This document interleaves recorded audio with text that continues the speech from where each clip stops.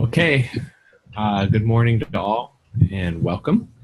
And we'll get started in just a second here. Let me ask if I can for a person who would lead us in prayer here. So I'm just looking across. Brother Kenneth C., if I can just call on you in a second and ask you to lead us in prayer, that would be great. We'd love to hear from you there. As far as the way that today will go with the class, I have bad news for you, and that is that Dr. Casillas had to cancel again. So the bad news is you're stuck with me again.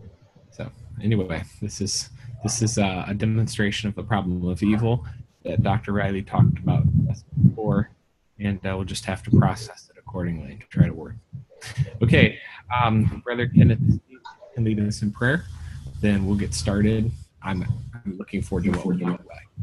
We'll introduce that in a second. Okay, let's pray. Our Heavenly Father, we thank you even as we can come before you again to look and study into your truth. We pray, Father, that you will open our eyes and give us wisdom and understanding.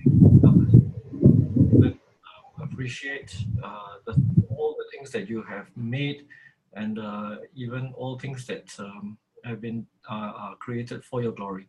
We pray, Father, that even as we go through our studies, we pray that you will even grant us your grace and your guidance, your spirit to even guide us and lead us even as we study your word. We pray that you will grant us even the understanding that we may know the things which are given to us even by your spirit. In Jesus' name we pray. Amen. Amen. Thank you. Okay. I am looking forward very much, or have been looking forward very much to this lecture for several days. Dr. Casillas had originally asked or offered to do a lecture on salvation in the Old Testament, and so I was really looking forward to learning what he would say, because that topic really engaged me. Then he canceled, so I was disappointed because I wanted to learn about the topic. And therefore, when I went to make a choice about what I would do, because he was going to be out, then I thought, well, there's no other option because I wanted to learn about that topic, and now I don't get to because Dr. Casillas is out. So what else would I have to do except for this topic? So that's what we're going to do. We're going to do salvation in the Old Testament, and we're going to analyze that a little bit. Before I do that, let me just confirm again or mention again about your topics, your paper topics. I got a great email this morning, and this is why I wanted to take a second to think about it. I got a great email this morning, and it was about your paper topics and processing that a little bit. One of your class members refined his topics further, and so he gave me 3 topics that I thought were a much more refined, much more specific way of going after the topics. I thought it might be helpful for you to hear what they were, just so that you kind of have an idea in your mind. So I'm pulling that up here. And here they were. Project 1, God's desire is for all to be saved. So why have only a few come to the knowledge of the truth? Okay, that's great. It's specific, it's challenging, and it's systematic theology related. I think that nails it, right? That's the kind of topic we're going for. Number 2, there is real evil. Okay, so how do you explore that in diverse perspectives of the religions? Take the topic of evil and trace it through 3 or 4 or 5 or 6 other religions, and how do they process the problem of evil? Great, systematic related. It works because you're doing a cross-religion study.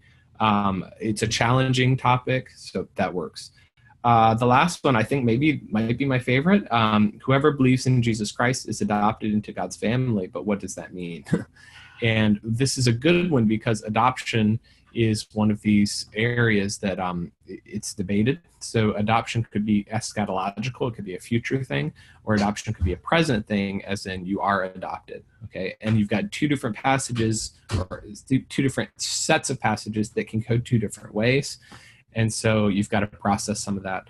It really comes down to, just so you know, if you're interested in this, it comes down to whether you're going with the Roman background or the Greek background, or the Jewish background, the Roman background or the Jewish background for your understanding of what adoption is. Okay. And depending on which one you're talking about, then you come to a different conclusion.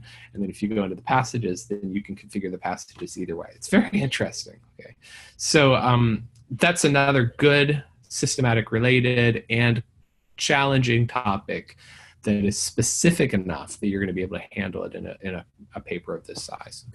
Okay. So please, definitely, you want to be making progress on those papers, or at least the presentations. I was asked a few other questions to the effect of, would your papers be the same as the presentations that you're doing in just not that long from now? And the answer is yes.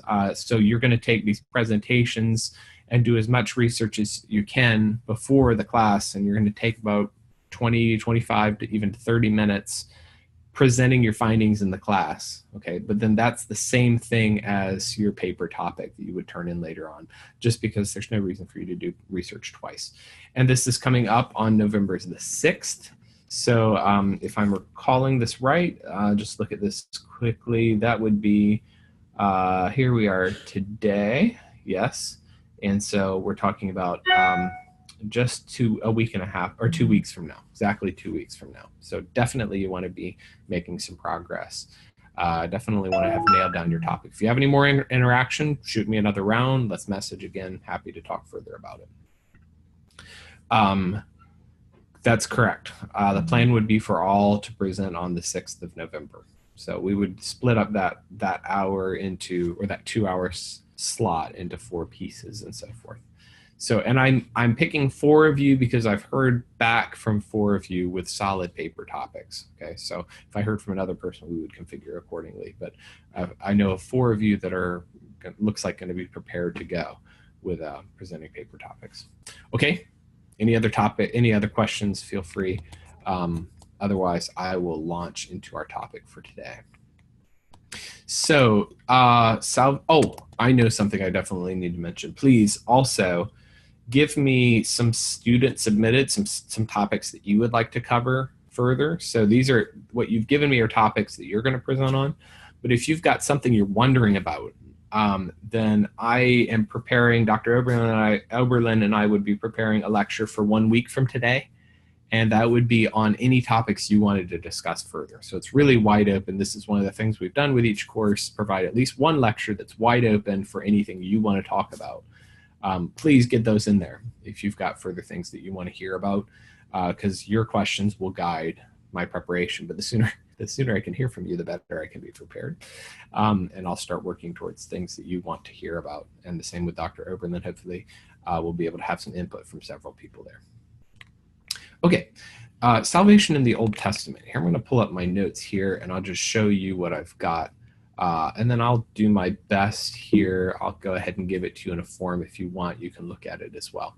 But I'm going to break down, here's kind of the overall plan for the lecture and where we're going to go. So here I've got a statement of the problem, which I want you to hear just an understanding of why this is an issue and what makes it challenging. I'm going to give you context for the issue, foundational concepts, or kind of a core, and then just the question, what was the content of Old Testament saving faith? Some problems and some challenges, some implications that come from that, and then I'm going to draw out a couple of conclusions. Before I get into that, I'll show you the bibliography here.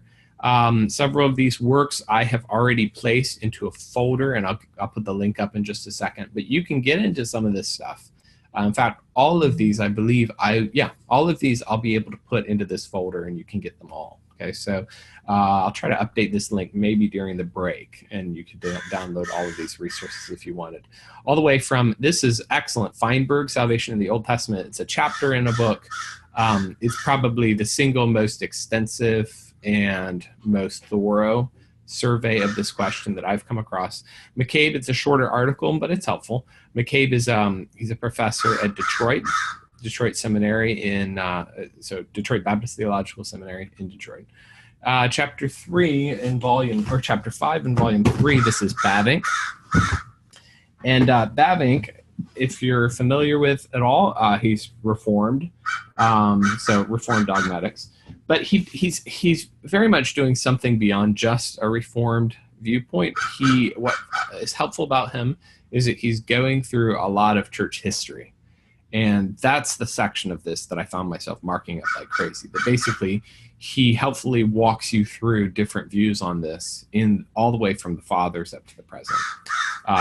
Piper, Let the Nation Speak Loud, we'll talk about that later. Grudem and Hodge and Calvin don't really focus on the issue, but they discuss it a little bit. And the reason I mention that is to say, particularly with these last three, okay, excuse me, there we go. Particularly with these last three, these are major systematic theologies, but they don't really have a section on salvation in the Old Testament, which is pretty fascinating and takes me into my starting discussion for the lecture. It's really odd, I would say. It's fascinating. It's confusing. For whatever reason, there is not a lot of discussion out there about salvation in the Old Testament. Okay, and this should be a major systematic theology discussion. This should be something we care about, right? I'm not sure exactly all the reasons or why this is, but Feinberg points this out. And it's fascinating because it's kind of like people aren't really thinking through the question as though it doesn't matter because, well, we live in the New Testament anyway, so who cares?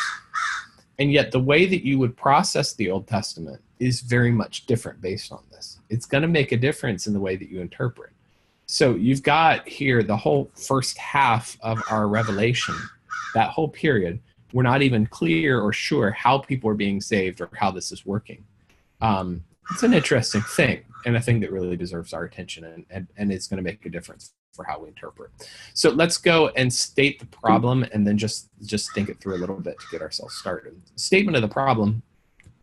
I would say this first, that the tension is really inescapable. And what I mean by that is I think everybody, regardless of their viewpoint, even if they're going to be of a more covenantal perspective, they've got to grapple with these two sides. And these two sides are very real. On the one hand, it should be clear. Salvation is impossible apart from a completed picture of Revelation or the completed picture of faith. Okay? Without the whole idea of a Redeemer, and as we know it in New Testament terms, a Redeemer who is fully God and fully man, who then offers himself to die in our place as a substitute, but then rises again victoriously.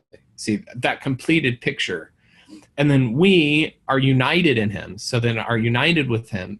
Being united with him means that our identity is tied up with his, so that my sinfulness then there's a transference here, right? And so then imputation of my sin to him, imputation of his righteousness to me, active and passive obedience. I mean, you get all this, you do the whole massive picture from a New Testament perspective. That stuff is all really conceptually really critical, right? I can't be saved apart from union with Christ. I can't be saved apart from his atonement in my place. I can't be saved apart from imputation. All this stuff is necessary, right? Even down to the level of his being fully God, fully man, one person, being able to die, all this stuff, right? And so the foundation of faith stands as a full integrated system in which every element supports every other element. And I need all of those elements just to make it possible for my sins to be forgiven and me to go to heaven, right? I've got to have all of that. What makes this challenging, though, is the reality of progressive revelation. So what I just gave in that kind of, nutshell picture of what is necessary for me to have my sins forgiven, that picture is the full flowering of biblical faith. It's the end of the story. It's the all the way to Genesis to Revelation, taking everything, right? And it's the full flowering then of progressive revelation. And I have to ask myself then, how is that possible for a person midway through the process? Okay, Abraham isn't going to get all that information, right? Abraham isn't going to get that Jesus Christ is fully God, fully man, and that he's born, lives a perfect life, and then dies a horrible death in my place, and then rises again victorious. Abraham doesn't have that information. And so I end up with this challenge because to whatever extent I affirm progressive revelation in the unfolding understanding of the Messiah, whatever extent I affirm and accept that, that becomes the minimum content I must affirm for Old Testament saints as the way that they receive salvation. Okay, so we get this idea of progressive revelation. We've talked about it a ton, mostly because we did the course on biblical theology, and the idea of progressive revelation is a critical part of that. And in our understanding then of progressive revelation, you end up with the awareness, or you should have the awareness by now, for sure, that at each stage along the way, there is additional information being added, and as Feinberg is careful to say in his article, it is cumulative, okay, by which he just means each stage of the revelation is building on the stages that came before. So it is kind of adding, growing, right? So we would put it in terms of, like, if you want to think of it like a crescendo, okay? And so at the stage we are at now, it's come to its fullness, right? We have the full picture. To whatever extent then I am accepting this idea of progressive revelation, and I'm conscious of it, and I'm not trying to flatten it out, then for me to talk about Abraham, I'm talking about something like that, where the level of revealed faith or the level of revealed information is rather minimal, right? And I've got to figure out a way that Abraham can get saved on the basis of the information I have over here, right? At a time when all he has is this. In other words, he's still getting saved on the basis of the full picture of the death of Christ, the fully God, fully man, theanthropic person who suffers and dies after a perfect life, but then lives victoriously again, and then union with Christ and imputation and everything that's all of these conceptual links. He's dependent on all of that stuff, all of that underlying machinery, right, of salvation. He's dependent on all of that when the information he knows is very, very small. And to whatever extent then I'm faithful to preserve this unfolding of revelation, this growth, right, this gradual increase, to whatever extent I'm faithful to preserve that, I'm stuck, though, because I'm left with a very small level of information that Abraham actually knows that allows him to come to salvation. What will happen then, if you start paying attention to all of this, is that a more covenantal perspective, they want to maintain very carefully that, and then, the comment here, you could go even further back, Adam and Abel, absolutely, right? So yeah, you can take Enoch, right? I mean, Seth. You've got multiple people in here that we're talking about. Okay, so a covenantal perspective, they will tend then, because they want to carefully maintain salvation across the testaments as the same way, they will kind of end up flattening in some ways these categories. Right? And so the result is you end up flattening the progressive revelation aspect. You end up trying to stuff as much information as you can possibly back into Abraham's mind, because you want to maintain that salvation is by the same means and method and the same content as today.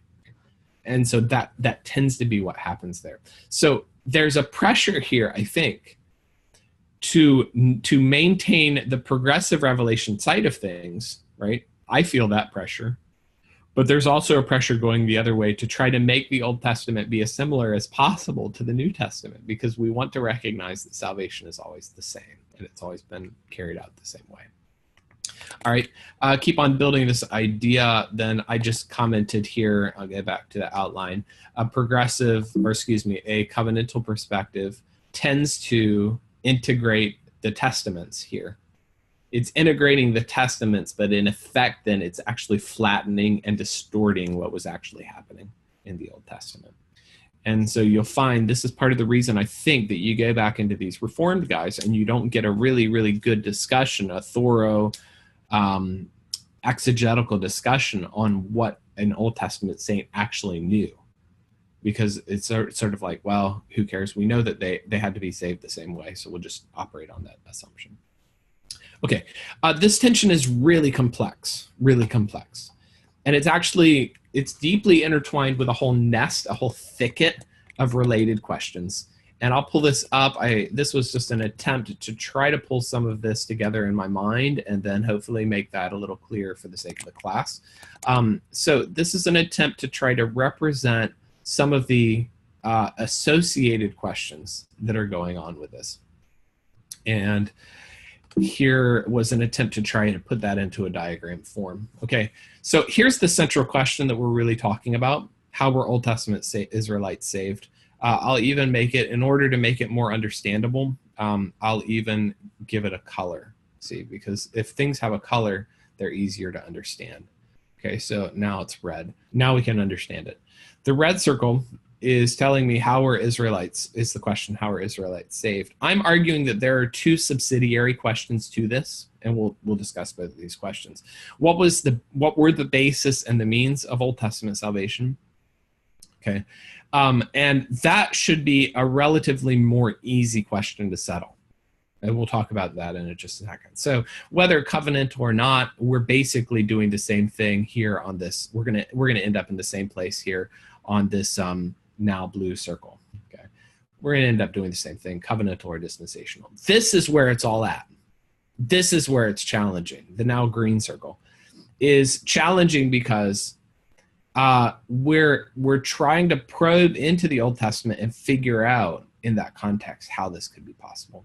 And that's going to take us down to subsidiary questions. So what was the content of Old Testament faith actually causes me, and this makes me laugh a little bit, it causes me to ask the question, what is the minimum content of New Testament faith?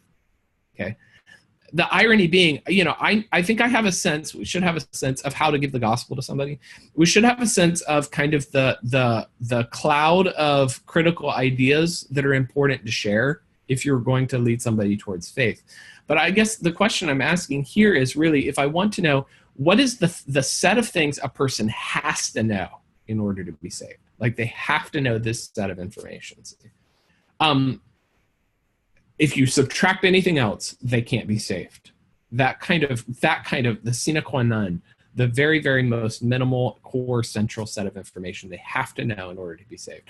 That's a question I'm not exactly sure how to answer either. Okay, and I've gotten a little clearer on this by working through the information. We'll talk about it together. And I feel like I have a fairly clear answer. But that's an interesting question to ask. So part of the irony is we're struggling to answer this green question, what was the content of Old Testament faith? And even though I'm living in the middle of the New Testament, right, I may not have absolute clear answers on my own period, my own era. Sort of subsidiary question that is, it's not even important enough for me to give it a color, is the fate of the unevangelized. I say it's not important enough. Of course, it's an extremely important question. It's not exactly a directly connected question to our discussion here, but there is a tie. There's a tie that exists, and the reason I include it here, actually maybe the way to do this tie would be to draw up towards something like what was the content of Old Testament faith. The tie might be actually more like that. The fate of the unevangelized, because people will try to argue that somebody could be saved today without knowing about Jesus Christ. Because the argument goes, well, Abraham was saved without knowing about Jesus Christ. Enoch was saved without knowing about Jesus Christ. And so maybe then it's possible for somebody today to be saved without knowing about, we're talking about a person, the noble savage. We're talking about a person on the other side of the planet somewhere who has never heard the name of Jesus. Maybe they can still be saved. That's the argument. Okay. And so that ends up tying into this question as well as sort of a subsidiary question. And we talk about that. We'll talk about that later on today. Two other questions that come up and that get attached. What was the role of Old Testament sacrifices? This is definitely worthy of a color, so we'll give it pink. What was the role of Old Testament sacrifices? Relevant because then I'm asking myself questions like, did sacrifices have a role in explaining and understanding in bringing about sanctification or salvation? And there's some interesting passages that lead this. And this is such a huge question, we can't possibly get into it, but it really does show you a little bit of the fuller complexity of what's going on with this whole issue. What is the broader relationship of the Testaments in general?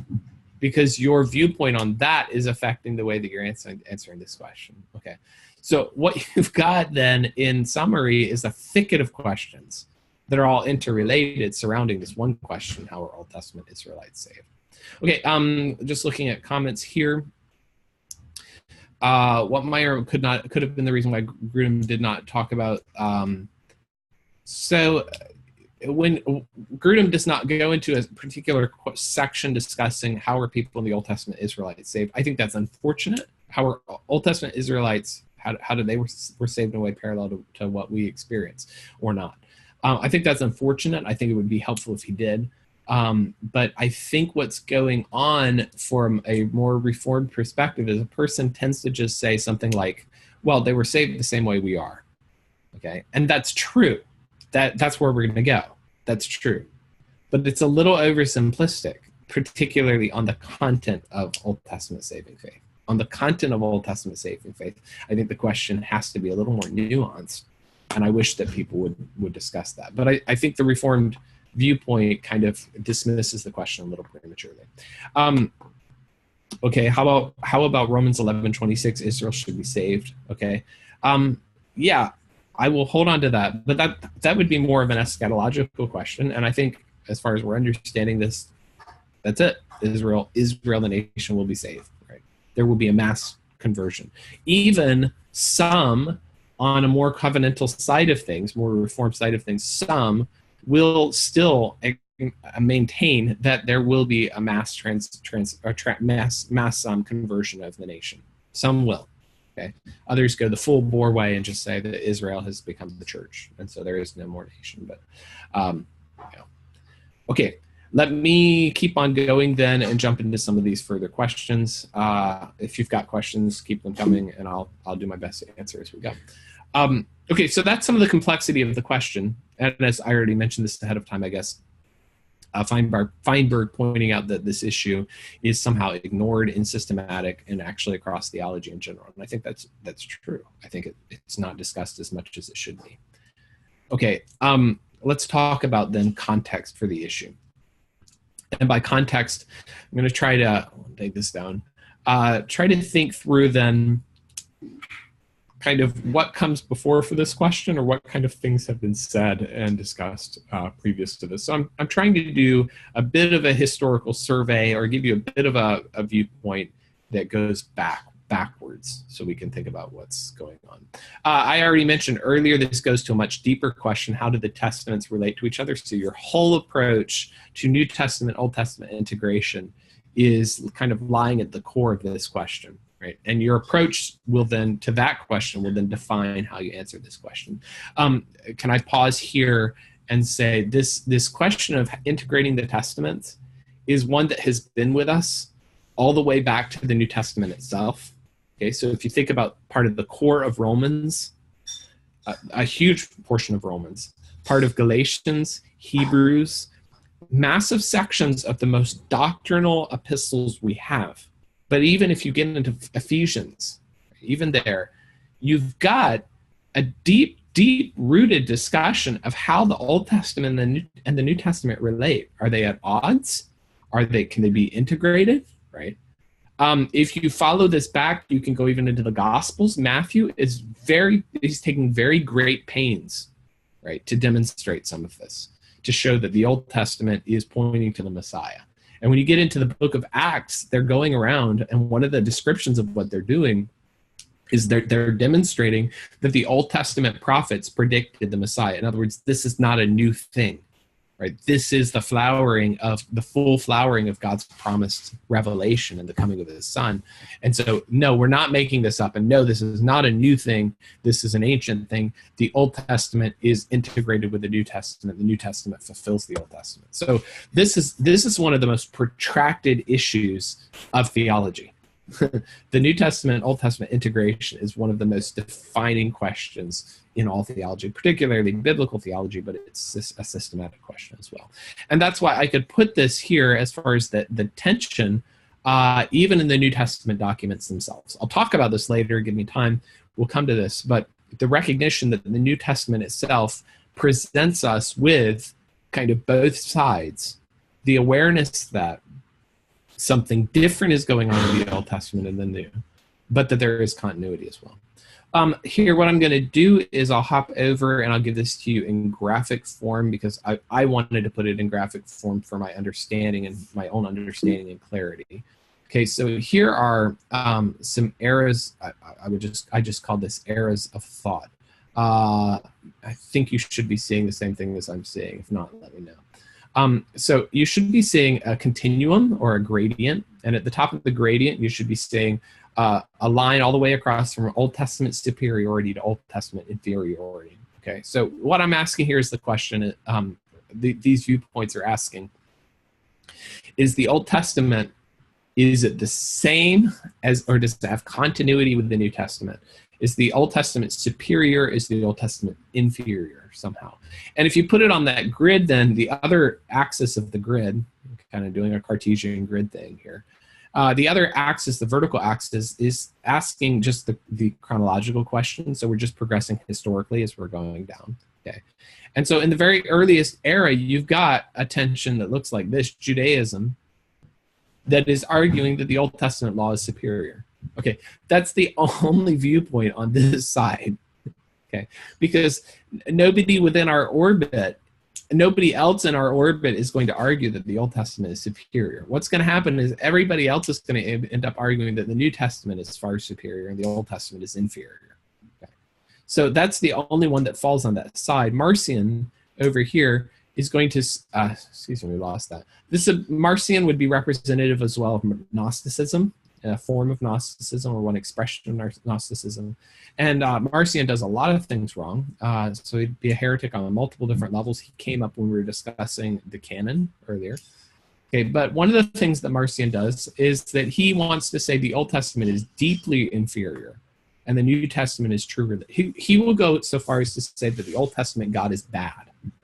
The Old Testament God is evil, and it even creates evil. And then the New Testament God is the true God of salvation and grace and so forth. Okay, so he makes the Old Testament actually a very bad thing. And he's on this extreme, we can even move him over a little bit. He's on the extreme of negativizing the Old Testament. The church fathers are going to acknowledge, and I put them here in the middle with New Testament, Old Testament equality. What I mean by that is equality in terms of value.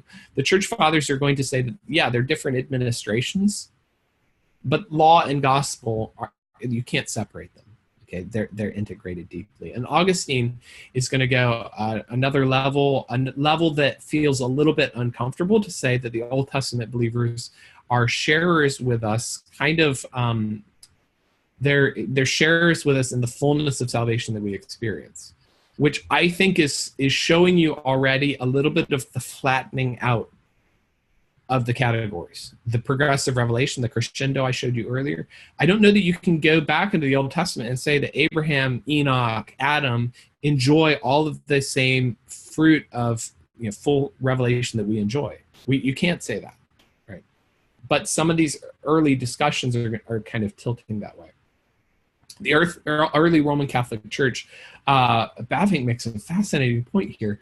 He says that things like the priesthood and the way that the Mass is kind of like a recurring sacrifice, in this interesting way, some of that stuff is taking the Catholic Church back over here, if you think about it. And it's pretty fascinating. I've never thought in those terms, right? But to have a priesthood, to have ongoing sacrifices and some of these things, they're actually pulling in some of these Judaistic elements, incorporating into their practice, okay? Even though, however, they are using some of those elements, the irony is that in terms of their dogma, they're going to say things like the Old Testament is earthly, but the New Testament is heavenly. That's another bad category. That's another bad way to express it, in my opinion, because you're turning, you're actually, what you're doing here, let's see how quickly I can pull this up. You're actually linking in with Gnosticism a little bit, because you're saying that for it to be earthly is bad, for it to be heavenly is good. So the physicality of your religion is part of what makes it, or of Old Testament faith is part of what makes it inferior. And that's sort of there's a Gnostic idea going on in some of that. Okay. But regardless, that's the way they're going. The Anabaptists go in a negative direction. The Old Testament is a dead letter. It's similar to Socinianism, which is an extreme rationalism, because it has inferior things like polygamy going on there. Then the Old Testament shows us the Old Testament is almost an evil thing.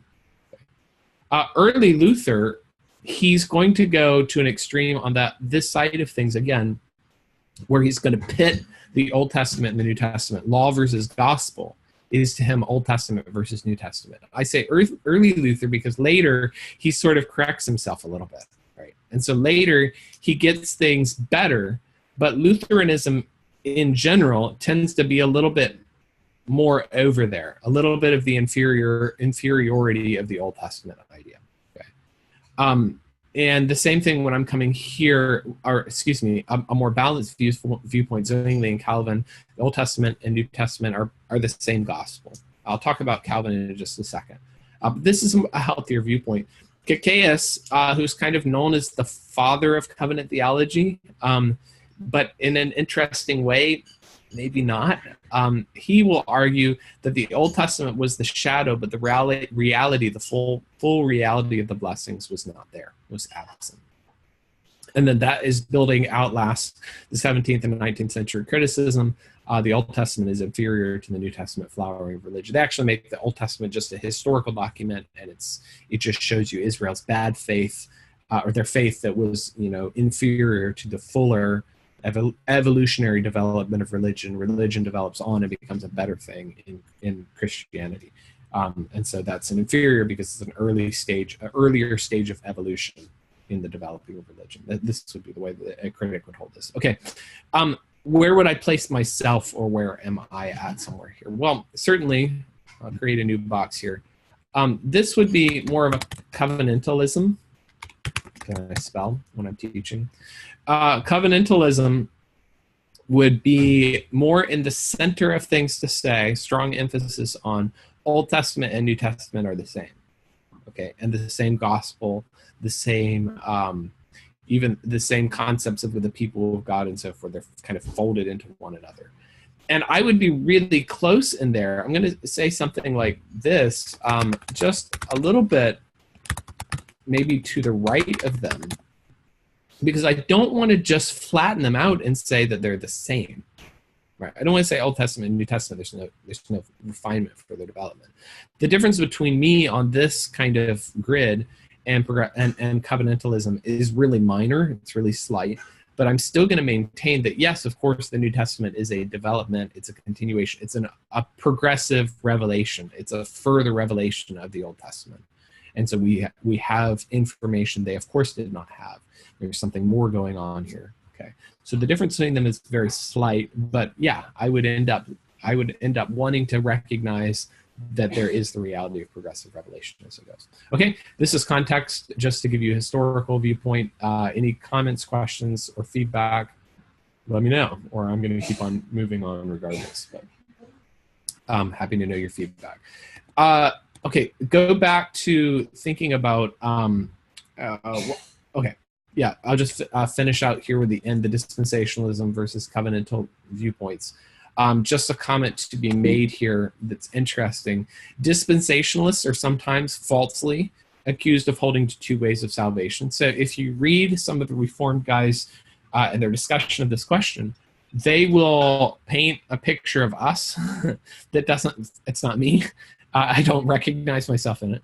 And they'll say that dispensational perspective offers two different ways of salvation. In the Old Testament, you were saved by works. If they're being really crude with how they represent us, maybe they might even say that we believe that the Old Testament saints were saved by works, and then in the New Testament we're saved by faith.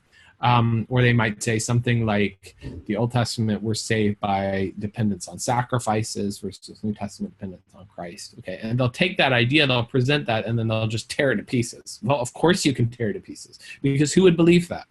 Right? We don't believe that. We shouldn't believe that. Please don't believe that. Okay. Please don't believe that people in the Old Testament were saved by works. Please don't believe that they were saved by sacrifice. They were saved by sacrifice, I can say that. The sacrifice of Jesus. That's it. Okay, so a dispensationalist is still going to agree with people on kind of the core here. And I would say here, there is no particular link between hermeneutical approaches and soteriology. Okay, so this is a discussion that comes up a lot. Give me a second here. A discussion that comes up a lot is whether there is a particular dispensational soteriology. And a person on the Reformed side of things will say that there Reformed soteriology is linked to their Reformed hermeneutic or their Reformed ecclesiology. And I would challenge that. I don't think that's true. I think it's possible to have a Reformed soteriology while maintaining a dispensational hermeneutic.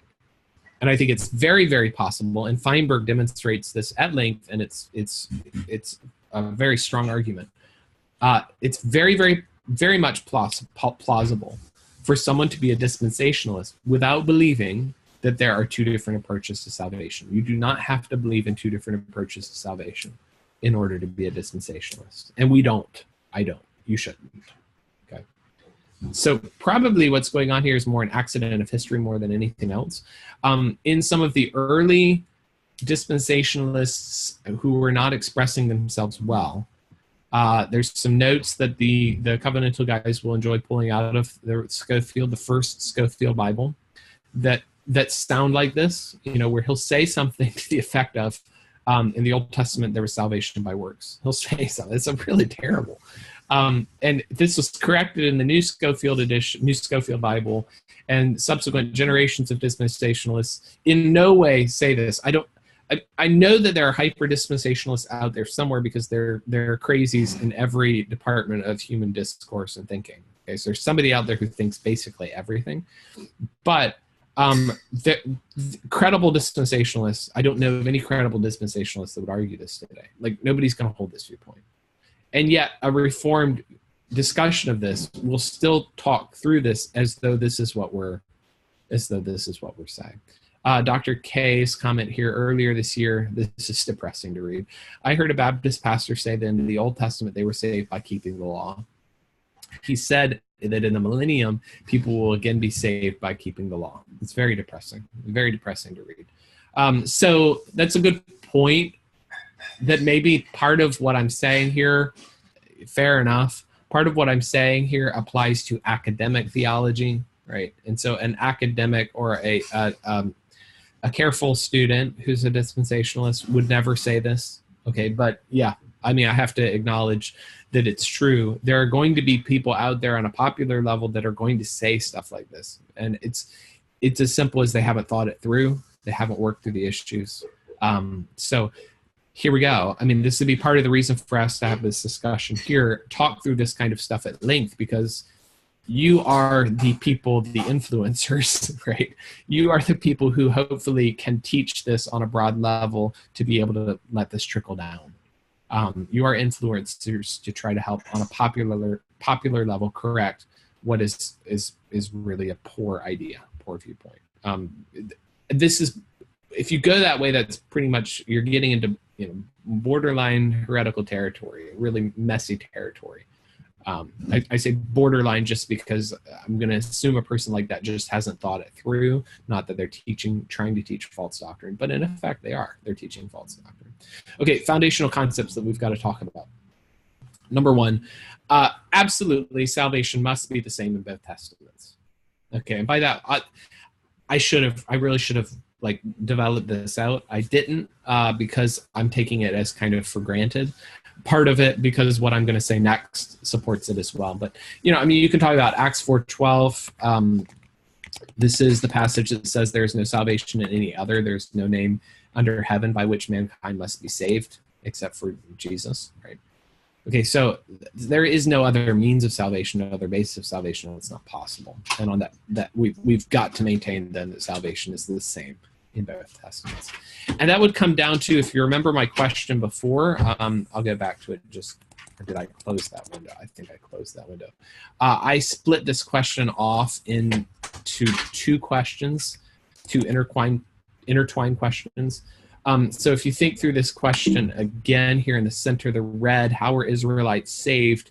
Two underlying questions were, what were the basis and means of Old Testament salvation? And then what was the content of Old Testament salvation? I made this a bigger and smaller circle, respectively, because I think this blue question, I think that circle is an easier one to settle. So I made it a smaller question because there's less really to discuss, right? This is the big question. My big circles represent big questions like, what is the broader relationship of the testaments, right? That's a huge question, okay? So here, this should be something relatively easy to settle. This is the green. The green is really the challenging question. The blue is a much easier question to answer.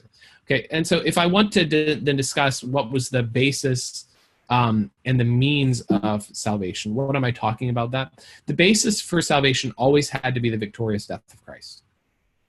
Right, Christ's death was the eternal basis. It's always been the basis for salvation. And just to read these two verses quickly, 1 Peter 1, 18 to 21. It was not, this is here, I'll put it over here so you can see it as well. This is put in the past, right? Okay, so this is as a description of a past era, talking about an Old Testament era, right? And in an Old Testament era, well, I apologize, I'm not seeing my, give me just a second here. Okay, I see. Okay, in an Old Testament era, then, it's possible to say you were not redeemed, past. Okay, you have not been redeemed, past. With perishable things, you were redeemed with the precious blood of Christ, past. Okay, kind of, you have always been redeemed by the precious blood of Christ. A lamb without blemish and without spot, right? And that precious Lamb of Christ was foreknown before the foundation of the world, but was only made manifest in the last times for the sake of you. So the argument goes, it's always been about Jesus' sacrifice.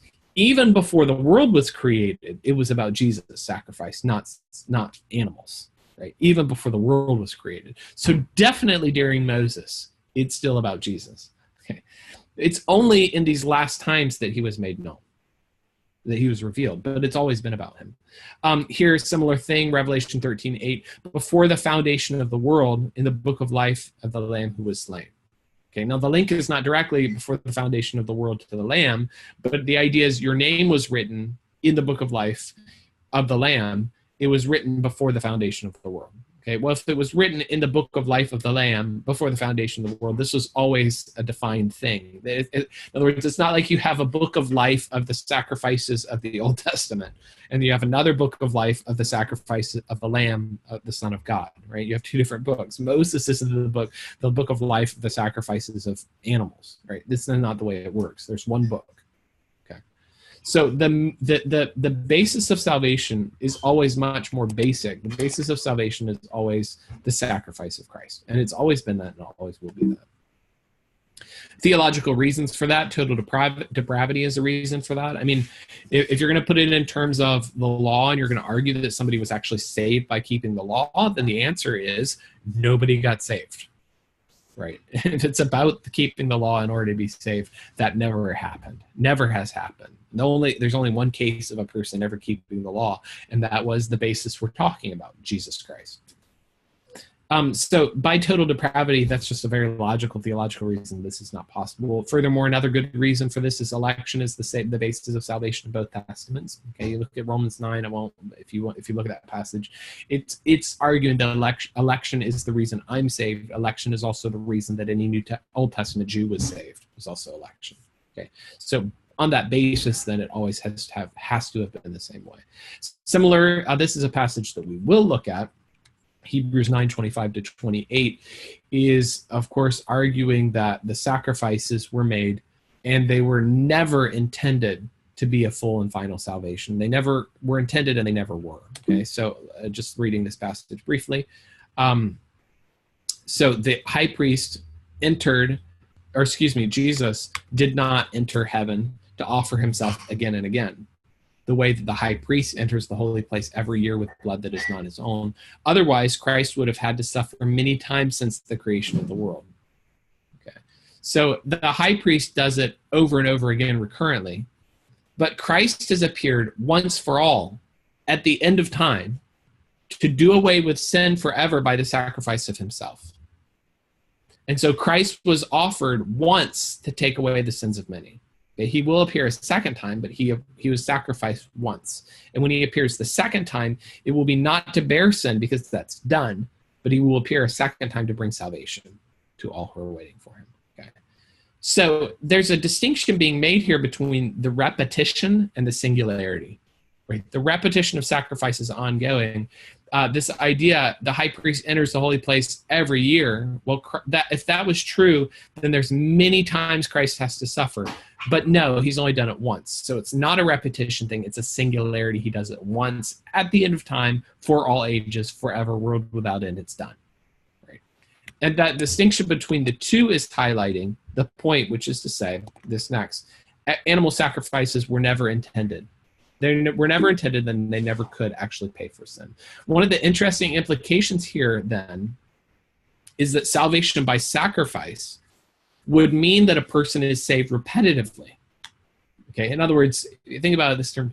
If you're going to make the sacrifices about their salvation, then one of the soteriological implications is a person like Moses is saved, and then he loses his salvation because he sinned. And so he's got to get to the temple and offer a sacrifice. It's kind of like a last rites thing or something. Quick, get to the temple and offer your sacrifice before you die. Because if you die in between a sin and a sacrifice, you're toast. Because you basically lost your salvation, right? So you got to get to the temple real quick, get her done, so that you can be back safe again. I mean, it's a very perilous and completely anti-biblical idea. You can't do this. And so a person would be, quote, saved repetitively over and over again each time they offered. No, it's not going to work.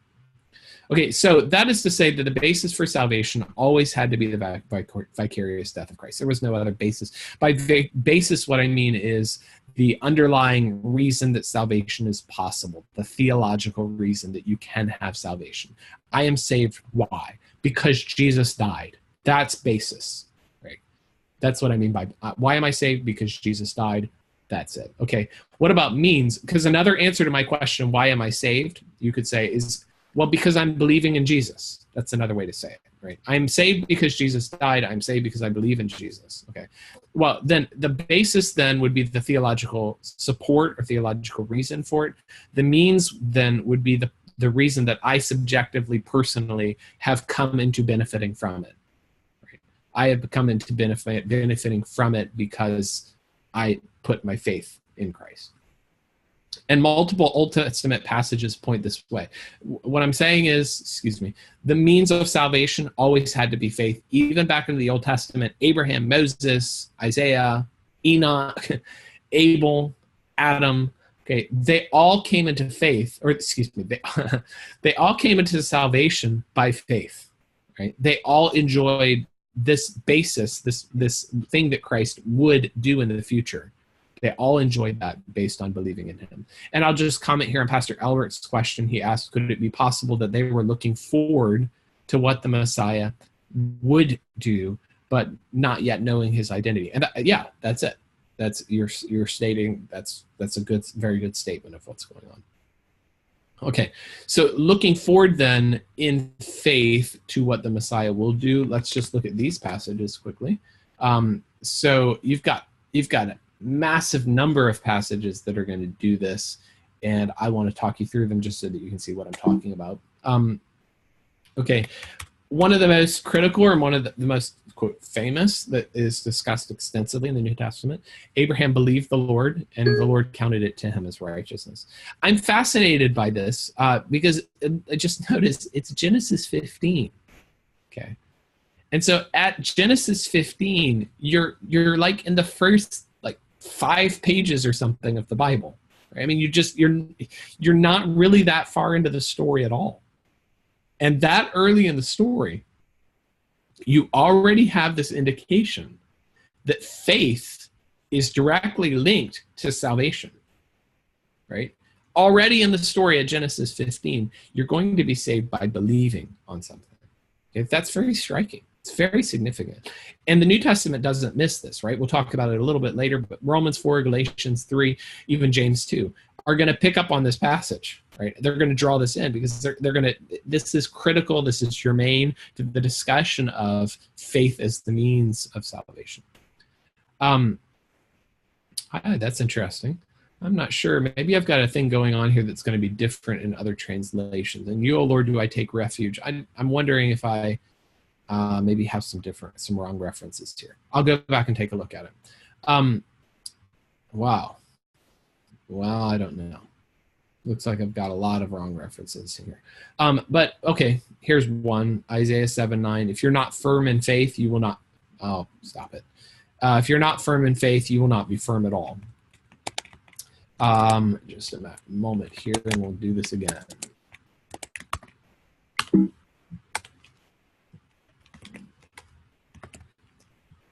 Okay.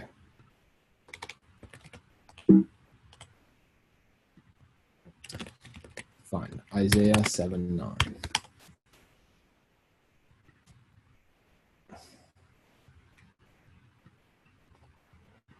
That's kind of annoying. My apologies. Okay, we're back.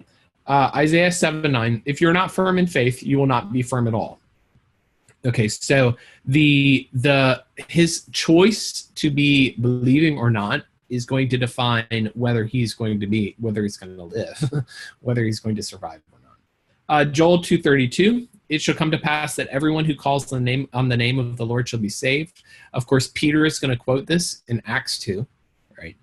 And so you've got here the salvation. I mean, this is another one of those. If you look at it, it sounds New Testament-ish, doesn't it? You will be saved. I mean, that's New Testament language.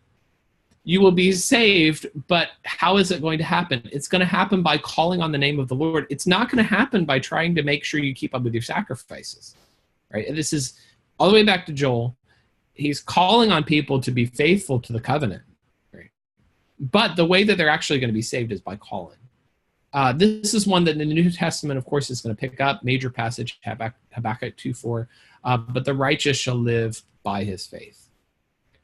And so you can't question, I don't think you can do any other, there's no other way to understand, to have an understanding apart from this, that it is definitely by faith and strictly by faith that anybody, Old Testament or New Testament, is saved. I'm looking down through a couple of these. Okay, good. That's good. So Pastor Hilarsis says, quoting 2 Timothy 3:15, that from a child you have known the Holy Scriptures, which are able to make you wise unto salvation through faith, which is in Christ Jesus. Okay. Well, so Timothy is presumably growing up without the New Testament. That's a really great passage that you're pulling there. I think that's very, very good, very helpful. Timothy is presumably he doesn't have a New Testament. Okay. So how then is he from a young age knowing the Holy Scriptures that make him wise unto salvation through faith in Christ Jesus? And the answer is because he's knowing the Old Testament Scriptures that point to Christ Jesus. Right? The Old Testament Scriptures that point to the Messiah who came and who also, all across Scripture, tell us faith is the way that people are saved and always have been saved. Okay, so all of this it's there. It's definitively there. I can't go into too much detail here, but if you want to look at like Michael Barrett's book, Beginning at Moses, he's going to demonstrate really strongly multiple passages. One of the ones that sticks out is on the road to Emmaus, beginning with Moses. How do you get the title of his book? Beginning with Moses, he demonstrated to them the truth about the Messiah, what he had to do, even from his birth all the way to his suffering and his death. Okay. And he's doing, if you think about it, Jesus is walking on the road and he's showing them, look at the Old Testament. They predicted all of this, right? It's not like he's opening up a New Testament. It's on the road to Emmaus. He's just been resurrected. Pentecost hasn't even happened yet. He's demonstrating for the Old Testament. And if you think about the early church, Acts, this is what they're doing. The Ethiopian eunuch, what is he doing? He's opening up in Isaiah and he's showing him about the Messiah. Right? What is Stephen doing in his sermon? He's showing them from the Old Testament. What is Peter doing in his sermon? See, all these guys, the essence of their preaching is going into the Old Testament and showing all these prophecies and promises about what the Messiah would be like, and then demonstrating this is it. This is he. This is the promise that was made. Right? So that is the essence of what the early church was doing, right? Which is to say that the basis of salvation was always the same way. It was always Jesus Christ, faith in him. Okay, and then someone just commented here, what about those who are looking for the Messiah not as the savior of the soul, but as political leader? Yeah, and that's just the distortion of what human beings do. They get it wrong. Okay, so they distorted the truth and went off in an invalid direction and were ultimately lost because of it. Okay, coming back here, and I finished out this concept here before we take our break. But so we're on the means of salvation always had to be by faith. This is what I just alluded to a little bit ago. So Paul argues from Genesis 15:6 in Romans 4. He does a similar thing in Galatians 3. Hebrews 11:8-10 is going to, of course, argue that it was by faith that Abraham was a believer. That this is how he came. This is how we know that he enjoyed salvation. Okay. There's an interesting parallel in Psalm 106:31. I won't put that up for you here, but I'll just read it. I had never come across this before, and it was just fascinating to me. But it's talking about Phinehas. Okay, and Phinehas stood up and intervened. This is in this after the Balaam incident, and then the Baal at Peor. The children of Israel go out and they start worshiping. So ironic. After Baal has failed, they go and worship. Balaam has failed. They go worship Balaam's gods. Makes no sense. Okay, and Phinehas ends up coming in and actually standing in the process of this story, and the plague was stopped. Okay. So the plague was stopped, and verse 31, Psalm 106:31, and that was counted to him as righteousness from generation to generation forever. Okay, so you have an action that he took in actually killing this wicked thing that was going on, these wicked people that were committing a deed. In doing that, that was a righteous deed that was counted to him as righteousness. Okay, but that action was, of course, an expression of faith. That's in this parallel then to what the exact wording of what happens with Abraham in Genesis 15. Abraham believed God and was counted to him as righteousness. Okay. So faith then is the means that Abraham has enjoyed. And I think I said here, part of the wonder of the Genesis passage is the very oddness it has in its context. I don't mean, of course, that the passage, I'm not trying to call the passage odd or something. Here's what I mean by that. I think if you do what I personally have been enjoying doing, I think Brother Kenneth C. has been doing this, reading through the Bible straight from the beginning in a short span of time and just rushing through, okay? Then you get this feel of the Old Testament flavor, the way the Old Testament is expressed, and you get it in its context, and it's really rich that way. And then I think what you discover, you hit these little places where in the middle of the flow of thought, the Old Testament narrative, there's like this shaft of light, okay? And it's the statement, Abraham believed God and it was counted to him as righteousness, is a really New Testament-ish statement. Right. Another one of these is Isaiah 53. If you do that, if you read cover to cover straight from the beginning and you just go straight through, you get to Isaiah 53, you can't believe it. It feels like you just took a dip into Romans or something. It's incredible. Okay. And that statement then in Genesis 15 is so dramatic because in the midst of all of this, to have this sudden teaching statement, here it is, salvation will be by faith. It stands out in the middle of all of this, and it shows you that absolutely there's something deeply rooted that's going on, stretching all the way across both testaments. It's not just a thing that Paul invented, but it's all the way back to Genesis 15, very, very early in the story, in the narrative. Okay, so that all is just a way of concluding to say, up to this point, that the basis for salvation always had to be the vicarious death of Christ. The means of salvation always had to be faith. I didn't mention this, but if you wanted to, you could look at Deuteronomy, the internalizing. Your hearts have to believe this law. Okay, if you read through Deuteronomy looking for that, I think it'll strike you that it has to be put it in your hearts. It has to be a heart thing. Moses will strongly emphasize. Okay, so both of these, I think people, we should, covenantal or not, everyone should agree. This should just be a settled thing. Basis for salvation, means for salvation should be a settled thing. It's the content of saving faith that's really the kicker. And that's where we're going to go next, talking about the content of saving faith. Okay, let's take a 5-minute break. I have 6 minutes after the hour. And so we'll come back at 11 minutes after the hour and keep on going. And then do our best to discuss the rest of this, the content of saving faith in the Old Testament. I will see you at 11 minutes after. Okay, well, I'm jealous of my time here, so I'm not going to waste any of it, and we'll jump right back in. I want to comment here, well, just in case it it distracts you, I have new surroundings. I'm moving up to a new area because my kids are waking up, and so it's going to start getting noisy otherwise. So there you go. Now you know. And I'm also pasting in here a Dropbox folder. This is going to be some resources. Give me some time. I realized I should have put in some of the other things. Bavinck, I'll scan that in. I'll put in a chapter from Bavinck. I'll scan in the Grudem and some of the other pieces, Hodge and so forth, and put those in there. But you actually have in that Dropbox folder 3 documents that I think are the most helpful. They were the most helpful to me. One of them is this extensive chapter by Feinberg, and it's the most extensive thing I've found discussing this question. It's from a dispensational perspective. I found it extremely helpful. It's a reasonable dispensational perspective. It's a good dispensational perspective. That would be the one I would go to first. I put 2 copies of it in there. I put a clean copy, and then I put in an annotated copy just because I was taking notes on it, highlights and things that stuck out to me. And if you see red, that means I disagreed. If you see orange, I kind of questioned, and then some notes and things like that. So you can look at the annotated copy if you want, or you can look at the clean copy if you want that. And then finally, you will, I guess not finally, you'll find 2 other things in that folder. One of them is by McCabe. He's a fundamental, he would refer to himself as a fundamentalist and a dispensationalist, strong dispensationalist, teacher at Detroit Baptist Theological Seminary. And that's a good article. And then also Casillas, this is the notes. This is something that he put together and was willing to share with me, notes that he had worked up that, he would use in the class. So those documents are there. Others will go in.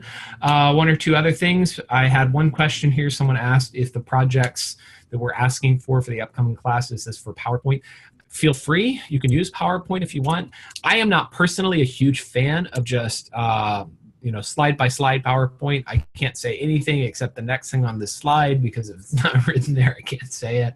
I would encourage you to not do that. We want to hear from you. We want to hear from you, not a PowerPoint deck. But if you want to use some different things, go ahead. I would just encourage you. You can tune in, by the way, these links that we have. You can tune in on these links anytime. And so my other teachers have done this. They will go in and they'll practice and just make sure that they know how the technology works. I can give you the access then that you can have the ability to share screen and stuff like that. Do it. If you're gonna use a diagram, please tune in, practice. Make sure that you know how to share screen, know how to do it quickly. And if not, if you want to just teach like this, that's great too. No worries. Okay, so we're not expecting a PowerPoint. If that helps you as a communicator, great. Okay. One other thing.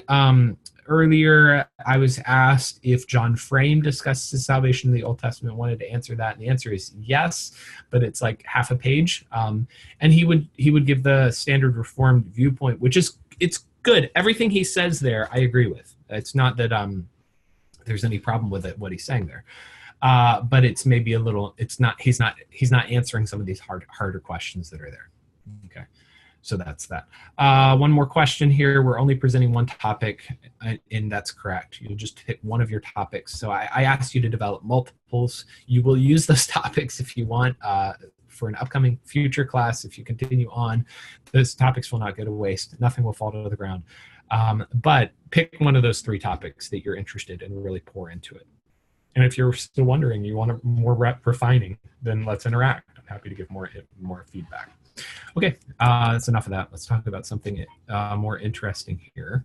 So keeping on going, what we have done so far, tried to give some background, some context, some historical theology viewpoint to link into some of this. Now let's ask these hard questions, the content of saving faith. What's actually going on here? And this is what I'm suggesting has to differ between the testaments. On some level, there has to be some kind of expansion or something that's going on. Feinberg helpfully distinguishes between the basis and the ground of faith. That's what we've already said, right?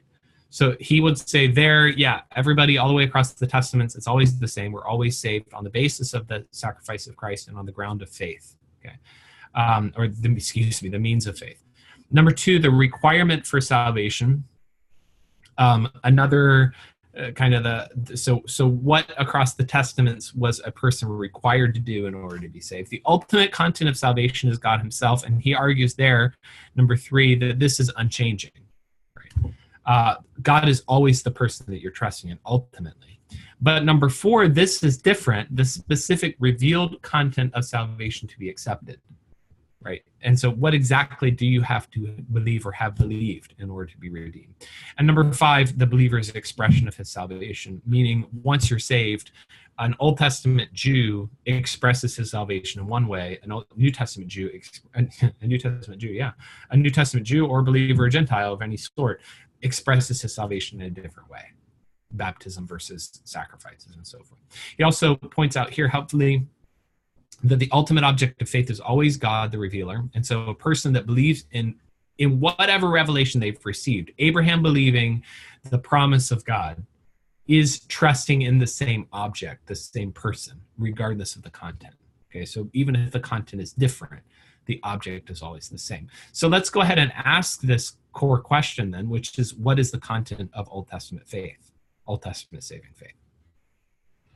And let's think through some of these. I'm going to argue here basically that while in the Old Testament they do not know clearly, they do not know nearly as much as we do, can, or should know. I'm going to argue, nevertheless, that the fundamentals of what's going on here show us a strong awareness of the Messiah from the very beginning. There is a deep residing awareness of him that's there in some expression or some form. And what do I mean by that? Well, let's consider first the early patriarchal data. So I'm going to simplify this so you can just visually, so it's not overwhelming. We'll just keep on closing here. Okay, so considering the early patriarchal stuff, Adam, Eve, Seth, Enoch, Noah. Let's just take those people and let's think about what they could have known. Okay, so it's really hard to say definitively what they knew because ultimately we don't know what they knew. We do know this, Genesis 3:15, you've got this powerful statement right at the beginning. Right? The curses happen, and the serpent is involved deeply with this. The serpent representing, of course, something much more. And so the statement is that Eve will have a descendant, right? And her descendant, Adam and Eve's descendant, his heel will be bruised, but he will crush the head of the serpent. Okay, what do I know in that, or what's in that? I know that it's a human descendant. Hope will come from a human. Hope will come from a human. But it will also, so an authentic human, the results of which will be that the human himself will in some way suffer because he will bruise his heel. But this person, this coming descendant, will ultimately be victorious. Right?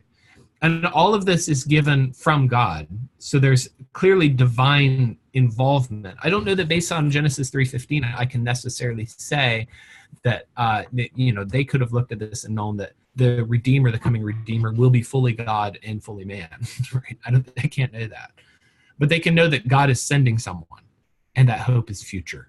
Okay, that would be the last piece I should have included there as well. The hope is future. It's kind of an end of time sort of thing from their standpoint, somewhere way out there in the future. Okay, you also have something going on here because right after this, the next chapter, you're talking about sacrifices. It's the Cain and Abel story, right? So the next chapter, the Cain and Abel story, they're offering up sacrifices to God. And the question is, where did they get that? Right? Where did they get this idea? We don't know, right? But somehow they got this idea. And so you've got, even in that, you've got something about a coming Redeemer who's going to be the deliverer who will suffer, as well as sort of a ransom or a substitute idea in the sacrifices, which is actually taking all of the way to the point of death, right? Something has to die when I sin. Something dies in my place when I sin, right? And I think there's probably valid reasoning to be said here that I'm going to talk about later, which is, it's got to be a question in your mind, if you keep on offering these sacrifices, when are we going to finally have the definitive solution? Right. So I don't think it's too far of a stretch to say somebody's got to look at the sacrifices ongoing, but there's someday going to be someone who's going to be the solution, and he is going to be bruised, but he's going to crush the serpent. He's going to conquer evil once and for all. That somehow these would be linked mentally. right? You've got to say, he's got to be the one who's going to put the end to this, me killing all the time. Particularly when you're thinking of someone who's never, they've never seen death until sin entered the world. And now they've got to kill every time they sin. Wow. Like the power of this statement. My sin, I'm killing this animal, I'm killing this.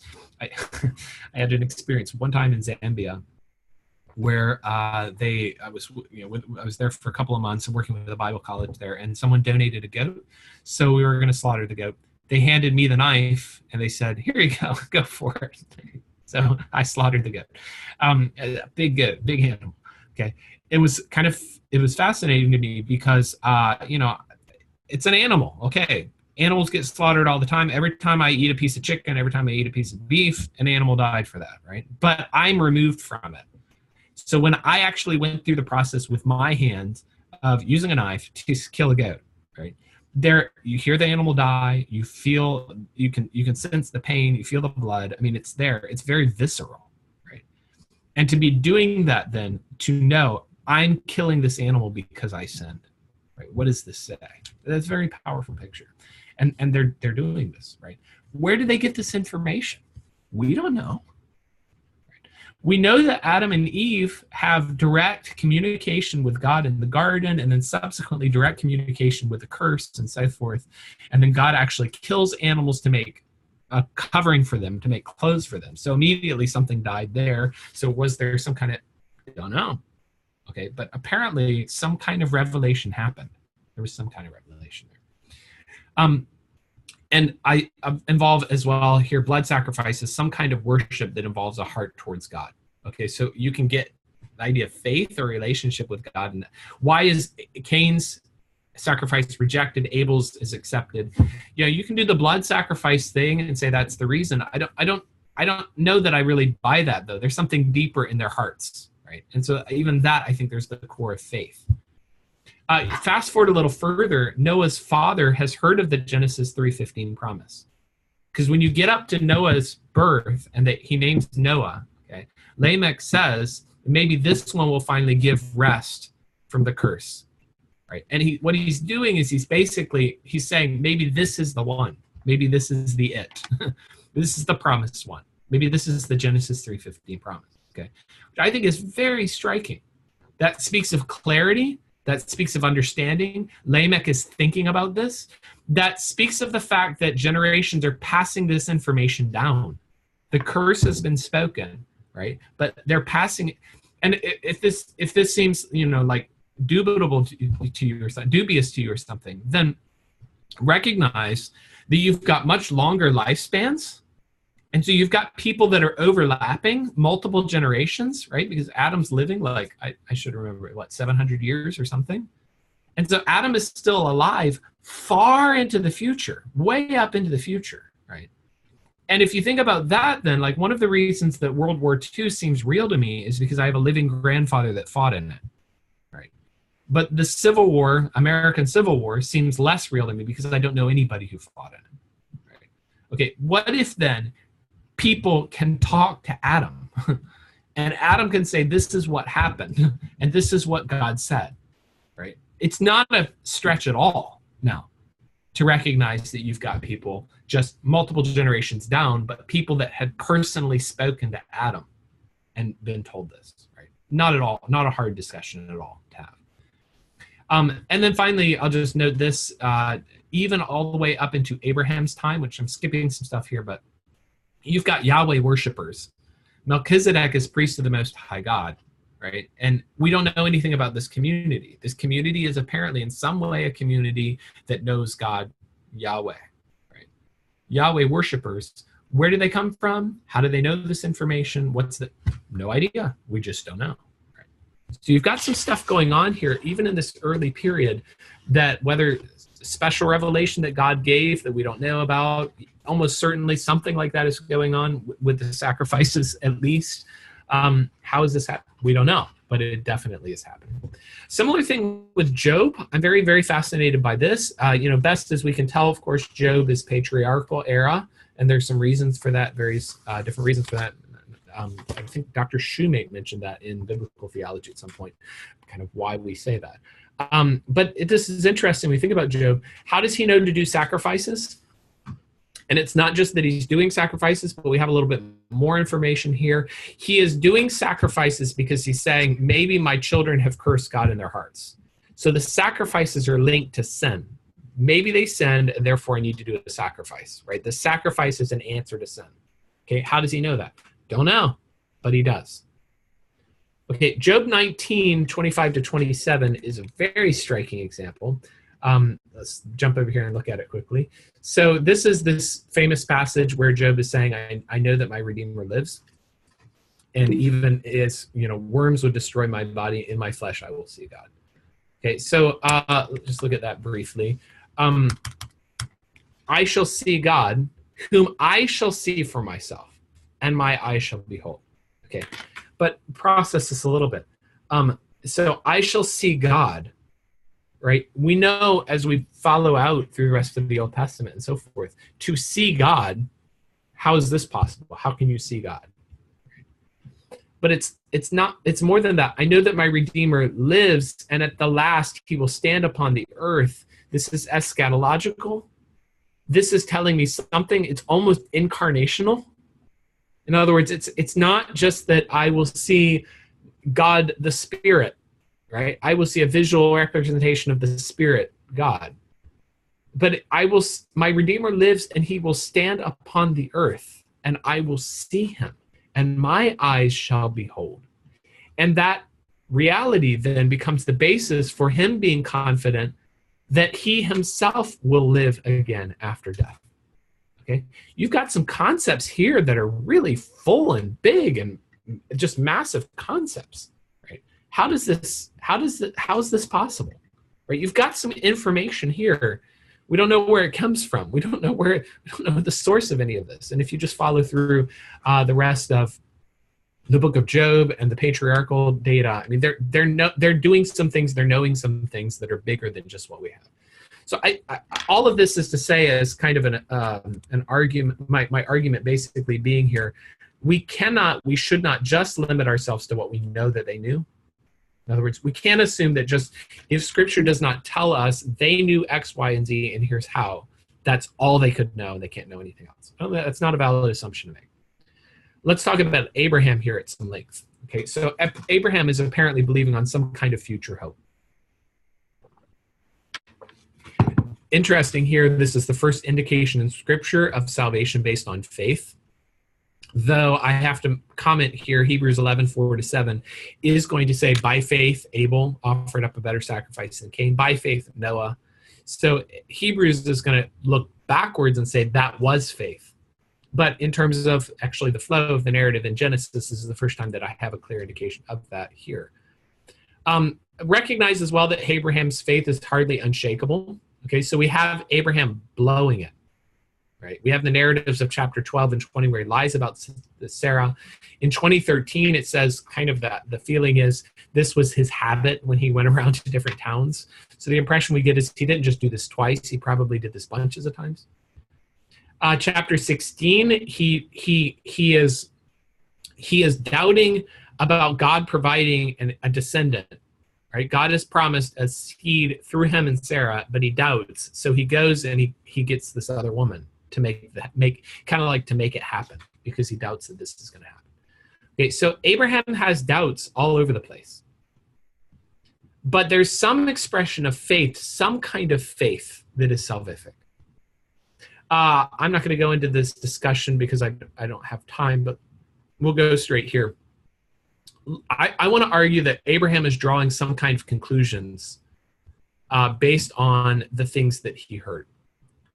So what exactly did Abraham know at the point of Genesis 15, what is that? Genesis 15:6, I think, when it says he believed and it was counted for righteousness. What did he believe? What was he put his faith in? Well, maybe is there a possibility that Abraham did have additional revelation? He knows about sacrifices. Where did this information come from? Very possible. If that sounds like special pleading to you for me to say, who knows, maybe he has other revelation. Recognize that his whole life has been defined by special revelation. right? His whole life has been defined by God inserting these. God just appears and calls him out of Ur. It says, go up to another country. I mean, God just inserts himself into the narrative. So it's hardly implausible for me to say that Abraham has special revelation in order to believe God like this. But let's make a further link. Okay, so if you look at the Genesis 15 passage, we'll go over there. The statement that's being made to Abraham is specifically about his seed, that he will have multitudes coming from him. Okay, so he will say, look toward heaven, number the stars, so shall your offspring be. Right? You are going to have many, many multitudes of descendants. And Abraham believes the Lord, and it was counted to him as righteousness. Okay, this is built on earlier revelation that God had given him back in chapter 12. I will make your name great. I will bless you. I will bless those who bless you. Him who dishonors you, I will curse. And you shall all the families of the earth be blessed. And combining that now with Genesis 15, right? You will be blessed, a blessing to the entire world, apparently through your offspring. You're going to personally have offspring. You will have descendants personally. So is there any possibility then that you've got broader links here, that maybe Abraham is making a link back to even the promise to Eve? In other words, the promise to Eve, a descendant from you will be the answer to the curse. Later, Lamech to Noah. Maybe this is the one who's the answer to the curse. But then at some point, Abraham gets called out, and he gets called out to be God's special blessing. And God's saying to him, you will be a blessing to the world. Wonder what that's all about. Well, Genesis 15, your seed, you will personally have a descendant. And that language sounds like Genesis 3:15. You have a seed promised to Eve. You have a seed now promised to Abraham. Like that will your descendants be, right? And you will be a blessing to the world. And I think I can make a valid, reasonable, at least, it passes the laughing test, an argument that Abraham is looking at these pieces, piece, and then God gives him this piece in Genesis 15. Your offspring, your personal descendants, that calls up a link back to Genesis 3. Abraham looks at that and says, this is it, right? I think there's a valid enough response that can be put into that. Minimum, we can definitely say Abraham has an understanding of substitution, sacrifices. Abraham has an understanding of the Genesis 3:15 promise. That's a valid assumption to make, being passed down. And then this understanding that God will give him a seed that will ultimately be a blessing to the world. And later on, make the rest of the connections as far as the Genesis 3:15 or the Genesis promises, Abrahamic promises are made. Make the rest of the connections out. The New Testament is going to argue here that this is seed, not seeds. Right now, there's a further discussion we could have here if we had time about that's a collective technically, but the New Testament will still explain to say this is referring to one, not to many. And you have, even if you want to do the collective thing, Genesis 3:15, if you're not following this discussion, that's okay. It's a little bit technical, but Genesis 3:15 doesn't just have the collective sense of seed, meaning seeds, but it actually has a verb, he will crush. So Genesis 3:15, if you link Genesis 3:15 in, would tell you it's a he, it's a person. It's a single person who will be the deliverer. Right. And if Abraham links back to the Genesis 3:15, a single person will be the deliverer, and connects that in with God's promises of offspring, descendants, but a seed, right? It's very valid that Abraham is making this connection. Just another note about Abraham, Genesis 22, Abraham is party to one of the most dramatic pictures in the entire Bible, potentially, of a personal redeemer who is a substitute for sin. This the intended sacrifice of Isaac, right? On the place where people would later worship, where the temple would later be built, and ultimately a tie to Jesus' own death and resurrection. Abraham does that on that mountain, offering up his own son, his only son.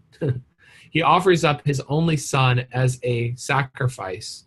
And ultimately, then the ram stands in his place. I mean, it's a very powerful picture of what ultimately leads us to the cross. Abraham is part of that. We can also find, I think this is fascinating. I wish I had time here. We have Abraham doing some reasoning. So Genesis 22, I think we've talked about this once maybe before possibly, but Genesis 22, the sacrifice of Isaac, Hebrews will say Abraham believed that God could raise him from the dead if necessary, right? So how do we know that, or is Hebrews 11 just making that up? And the answer is, if you go back, Abraham has been told, in Isaac shall your descendants be, through Isaac. And so when God says, go and sacrifice your son, Abraham knows there's zero chance that Isaac stays dead. Zero chance. He can't stay dead, right? Because God has promised that Isaac will be the means of the blessing. My descendants come through Isaac. Isaac does not stay dead, at least until he's able to reproduce. He has to reproduce because my descendants come through him, right? And so that's the reasoning then that he's following when he goes up in Genesis 22. He's assuming that he's not going to kill. Something's going to happen. I'm not going to kill my son, or God is going to raise him from the dead. Isaac will live, has to live. God made promises. End of discussion. Okay. Similar thing is going on in Genesis 24 when he sends his servant out to go find a wife for Isaac. How does he know that he'll be able to find a wife for Isaac? He has to be able to find a wife for Isaac because Isaac is going to be the means for the blessing for the descendants. So the descendants have to come through Isaac. Therefore, Isaac has to reproduce. I mean, Isaac has to be able to find a wife. That's the way it's got to work here. Okay. And Abraham, then, his faith is of such a nature that he's reasoning from it. And that's telling you something bigger going on. Okay, that his faith, or the content of his faith, is stretching beyond just the things that God has explicitly said. Abraham is making some connections and some linkages. And it's not invalid, I think, then to argue that Abraham is making some linkages into this famous promise that was made at the beginning of time about the seed who would come and bring deliverance. Pull that into New Testament confirmation. Jesus will say that Abraham rejoiced to see my day. He saw it and was glad. What does that mean? I think these kinds of things are what we're talking about. Romans 4:13 argues from Abraham's faith, but it focuses, if you look at the Romans passage and the Galatians 3 passage, both of them talk about Abraham's faith, but they focus specifically on the descendant aspect of it. In other words, I think in both of those passages where they're arguing Abraham was saved by his faith, it's not just faith as in he just believed some random word from God. What random words from God are there? Not just that he believed anything from God, and that was credited him as righteousness. It's that he believed the word from God about the descendants that would be a blessing ultimately to the world, right? And I think if I put those things together, then I get pretty quickly down to something that's kind of rather Christological. Barrett comments here, this is beginning at Moses. The bottom line is that if Abraham believed the covenant promises, he believed in Christ, the essence of the covenant. It's not the mere exercise of faith that saves. It is the object of faith that saves. And the object of faith determines the value of faith. So saving faith is saving faith because its object is Christ, the only Savior of sinners ever. Okay, now put some of this together and let's put it into some conclusions here just on this first part. This was only on the early patriarchal data, okay? But underneath the early patriarchal data, we can draw some conclusions here. The data is ultimately conclusive. I can't tell you what Abel knew. I can't tell you what Seth knew, what Enoch knew. I can't tell you. But if I don't know, that does not lead me to conclude. That's not valid evidence to say they didn't know anything. Just because I don't know means that I don't know. It doesn't mean that they did know a lot or they didn't know a lot. In fact, what I do know is that there are these striking, surprising windows into their knowledge and surprising windows into responses that incline us to think they understood quite a bit. Okay? They understood, we have to state it in careful terms, something like, I think we can say this, they understood that the hope is future. It's not now. The hope is future, almost an eschatological flavor. It is a descendant of the woman who will solve the problem of the curse and himself be hurt in the process, injured in the process. Right? And that this involves some kind of substitution because you've got sacrifices being made. And God is going to provide this answer in the future. Okay? And you put those things together, you kind of have a core there, right? And if you believe those things, put in the last piece, Abraham believed God. If you believe those things, this is not the fullness of saving faith expressed in the New Testament. It's different, but I think I can still say it's valid faith in a coming Messiah. Okay, in all three cases, by this I mean all of the three that we just looked at, they certainly had some sense of the following ideas. Number one, a future, even eschatological hope that would fix what had gone terribly wrong. Number two, a coming hope that was personal, even sourced in a human birth. And number three, an appropriate blood and death substitute is necessary for sin. You have to have a substitute for sin. Okay, that's all patriarchal and early era. Let's consider later data. Okay, so just flying through some of this information here, there's a lot we could do, but astounding statements that are made here. Okay, so Jacob meets the angel of the Lord. Later, he credits that angel, the one he wrestled with, which is the Messiah. He credits that angel as the one who has led him along the way. The angel of the Lord has led me throughout my life. My whole life has been defined by this angel. This is the defining passage where it'll say the scepter will not depart from Judah until it comes to him to whom it belongs, till Shiloh comes. Okay, which is pointing you to, again, this kind of future deliverer who is also going to be king. But it's more narrow than that. It's now telling you he will come through Judah. Okay, the Passover. I mean, what a profound statement of substitution and death for sin, right? Really, really profound. The sacrifices during the sojourn, including the picture of the Azazel, this is the two goats, and the one is going to be sent out into the wilderness, and the other is to be killed. So you've got an image that is to say, you can't do it just with one or with the other. It takes two in order to form up the picture. Okay. So both of these two together are showing you some really core ideas about sacrifice. I would say, ironically, because we're discussing the development, the expanding, kind of my crescendo idea earlier, the expanding of revelation across the Testaments, okay?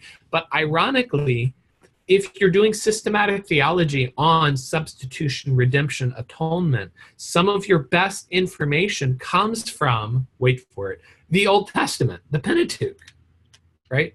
So some of our best understanding of how this works is based off of these. In other words, it's not just that they are working with really poor concepts. It's that we are drawing some of our best information from what they had.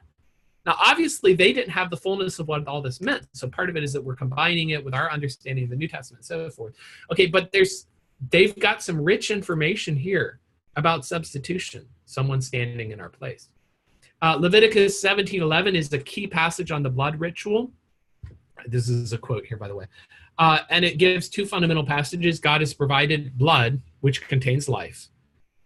And that blood containing life then represents a life that is taken away, or it represents death, or to be more exact, a substitutionary death. I mean, you've got some really like gospel type concepts here. Numbers 24:17, this is the Balaam prophecy, a star will ascend, right? And so this is an extraordinary prophetic passage that's pointing definitely to the Messiah.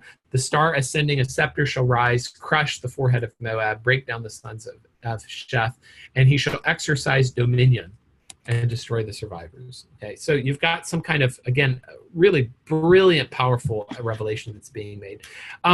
Here's a whole string of references.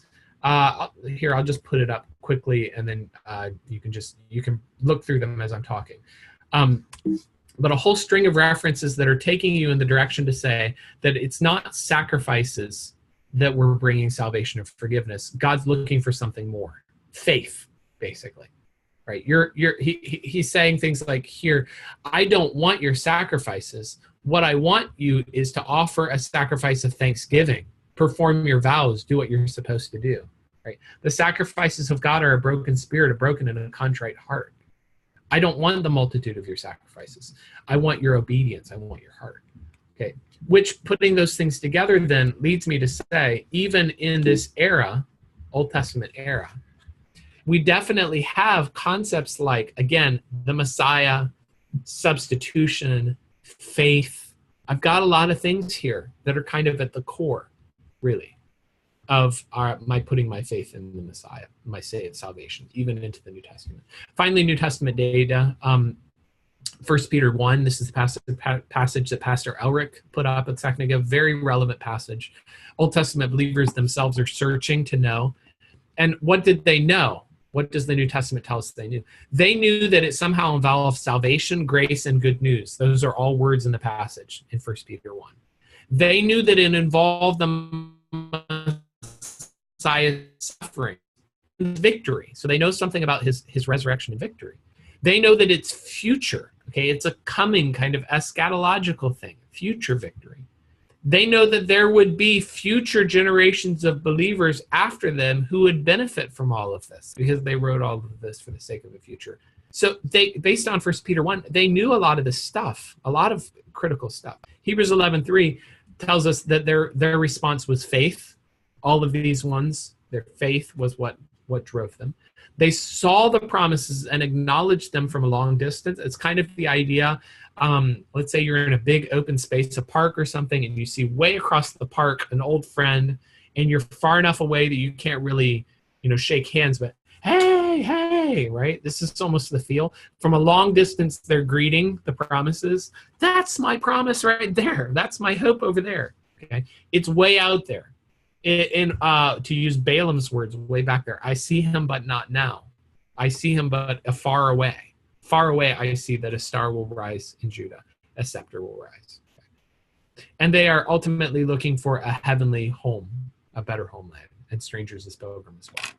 Okay, so all of that was my attempt to argue, and I think I can get here to say that the kind of what they're believing in, the faith that they're having, it's not just amorphous, ambiguous. They are abstract. They are believing in a future deliverer who will come, who will be the substitute. I mean, you've got some rich stuff going on here that is telling you their faith is robust.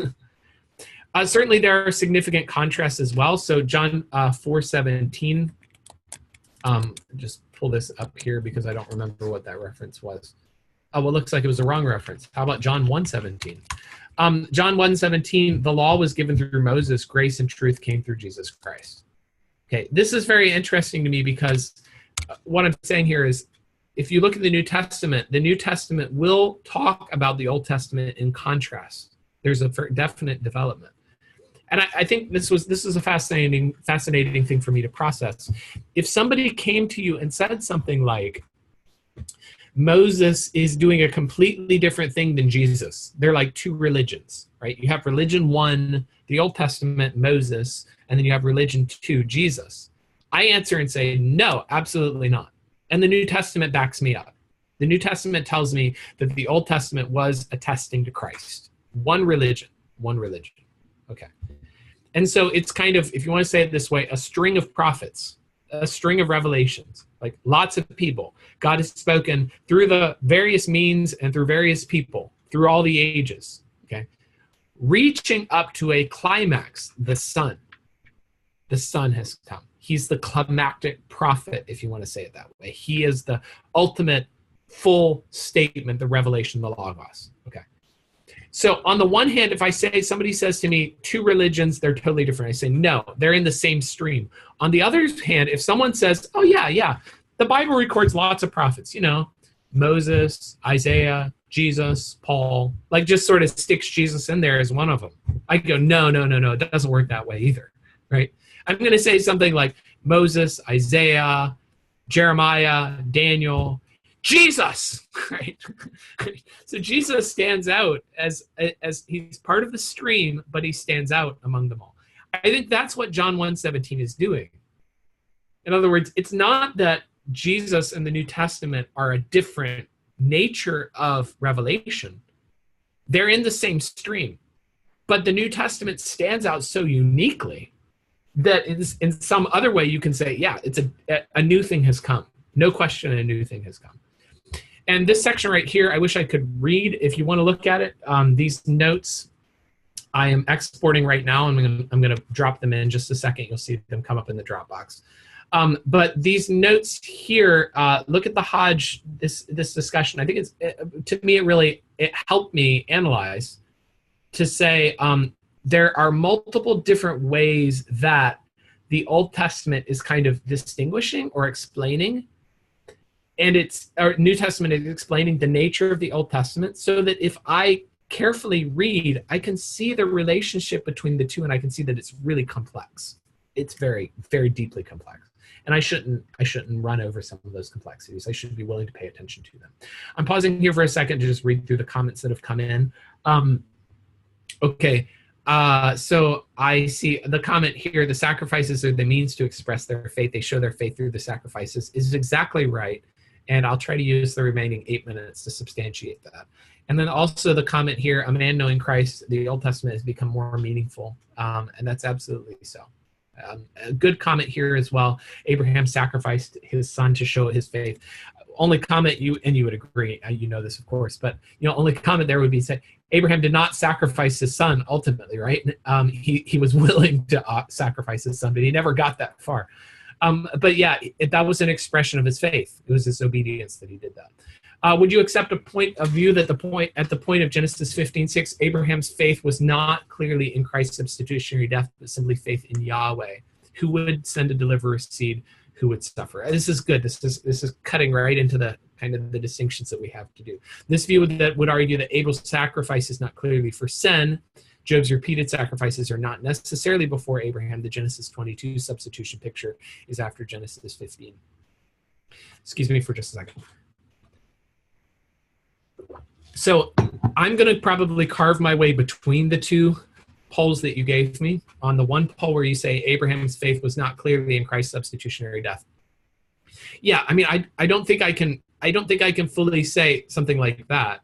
I think that's putting the picture into a little bit too much focus, because to say the Messiah's substitutionary death, I don't know. I think probably what Abraham knows is something like there's a coming deliverer, a human deliverer, who's apparently going to be through me because I'm apparently part of this blessing, right? Wow. And this coming deliverer is going to be the end for all of this sacrifice substitution that has to happen. And God is going to provide a solution to the problem of sin. I think you've probably got something up somewhere around there, right? God is going to provide a solution to this problem of sin. In the meantime, we see that you have repeated substitutes, all these animals that have to die. But I want to say something more. I definitely want to say something more than just Abraham believed that there is a God and he speaks truth and therefore he was saved. I think there's more going on here. Because if I look at the context of Genesis 15 and the fact that it's linked to you will have a descendant, and that wording is so linked to the Genesis 3:15 passage, it just makes me think, I think Abraham's looking at this and he's suddenly realizing, wow, the promise is real. Like this thing I've heard about the seed that would come, it's real, and God is telling me it'll come through me, and that will be a blessing to the world. I mean, I think he's putting some pieces together, and he's believing it, right? And I think that's some of what's going on here to make him, now he is a believer.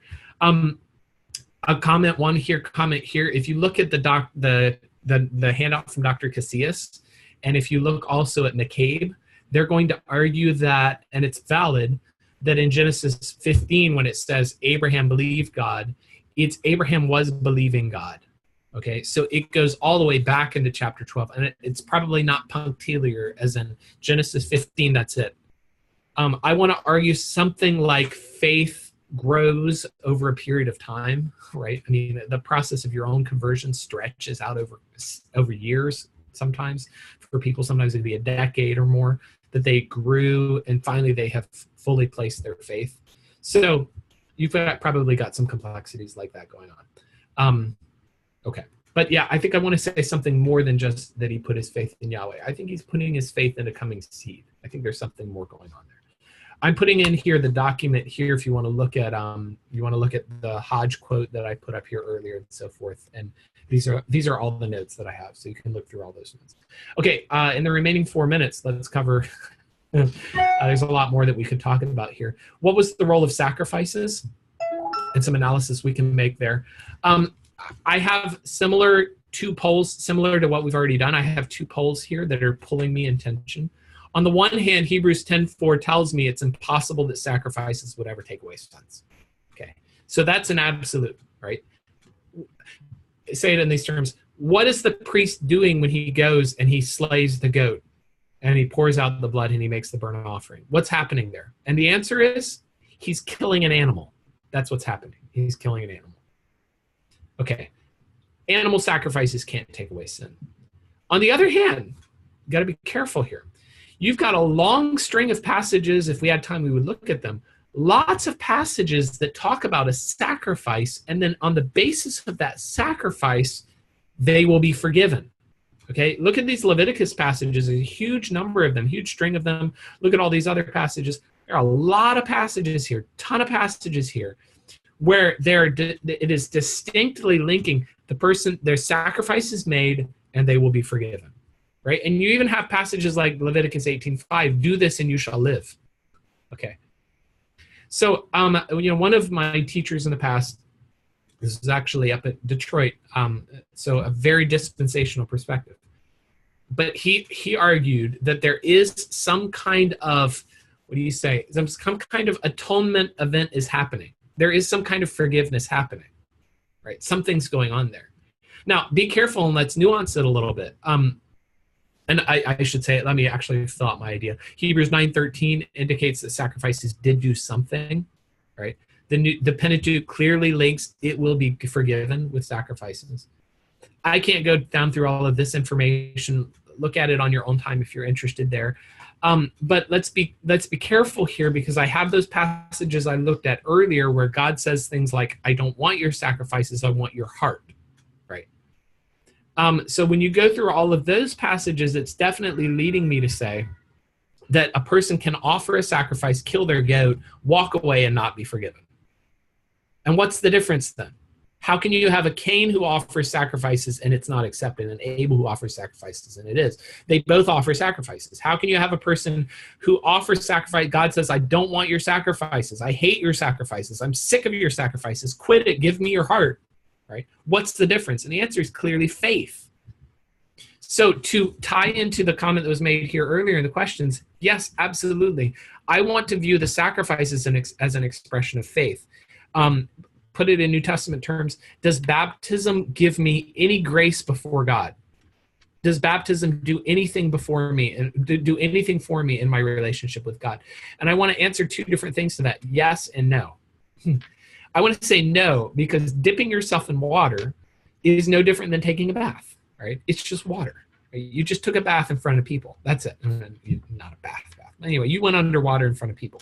That's irrelevant. Except it's not, because I'll say yes.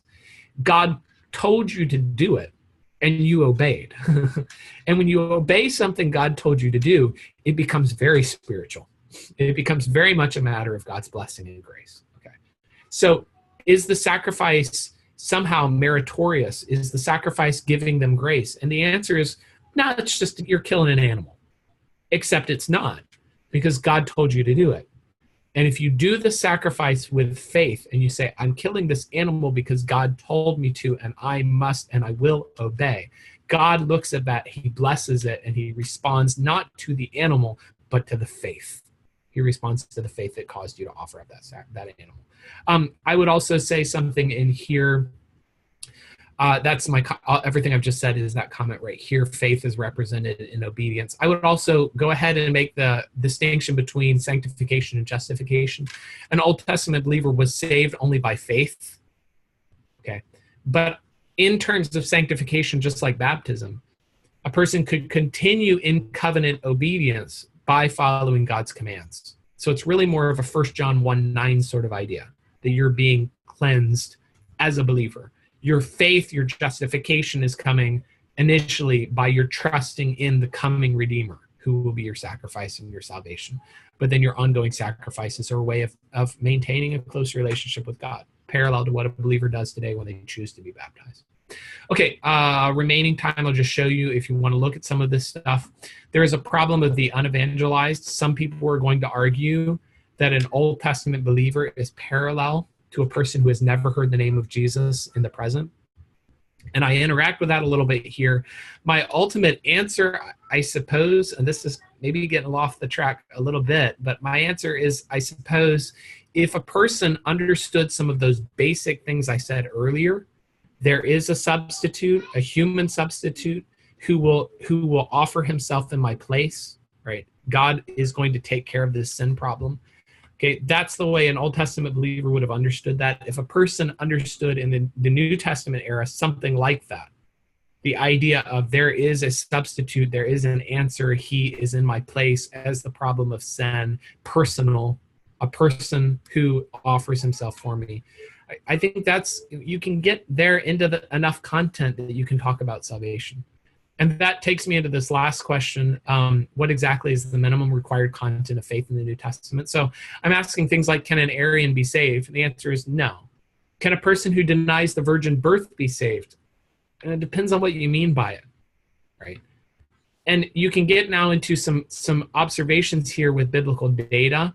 You have these core statements of eternal life here. I collected a bunch of passages that kind of tell us what you must do or know. And then to summarize those a little bit, then you get into believing in the person of Christ. Not just believing information, but a relational believing, a trust that he's the Messiah, the Son of God, come in the flesh, sent by the Father. Probably when you get into Romans 10:9, confessing the Lord Jesus, his authority, his death and resurrection. Okay. All of this would be a way of expressing kind of the core body of information a person must know or believe or accept in order to truly have been redeemed. But all of this, as Brother Zamthanian has just said, all of this is reducing to faith, ultimately. Okay, this information I put into the Dropbox, so you have it in the chat. If you want to hit the link, you can download my notes. You can look further at some of this information that's here. It's also in the folder that I put up earlier. I will put that folder as well up on the Moodle page. So if you want to go to the Moodle page, you can grab the folder there, and you can pull up these notes, Feinberg, Casillas, McCabe, my own notes. I'll put in later on, just in the next 20, 30 minutes, I'll put in the other things that I access, so you'll have access to that information. A lot of information there. Can I ask you for homework for this lecture? Can I ask you to read Feinberg? Okay, read the Feinberg article for your homework for this lecture. By the way, I've had questions. People do the reading and then they'll want to know, where do I let you know? Just let me know in the reading report at the end of the lecture or the end of the course. On the reading report, you just let me know that you did it there. And that way I know that you've read Feinberg, you read these other readings, okay? So if you'll read Feinberg, I think you'll enjoy it. I think it'll be profitable for you and help you get into some of this discussion a little further. And then feel free to take the notes and work with them further if you wish. Okay, that's all for today. We have information coming up. This next time, Dr. Olinger will be talking to us about the church. And I think you'll enjoy that as well. I just got a comment here that the notes in the Dropbox is abridged. I'll fix that, make sure that you get the full version of that. And if you have any further questions, let's just message and stay in contact. I look forward to being back on Thursday and continuing on. So thank you. Have a good evening, and look forward to seeing you again.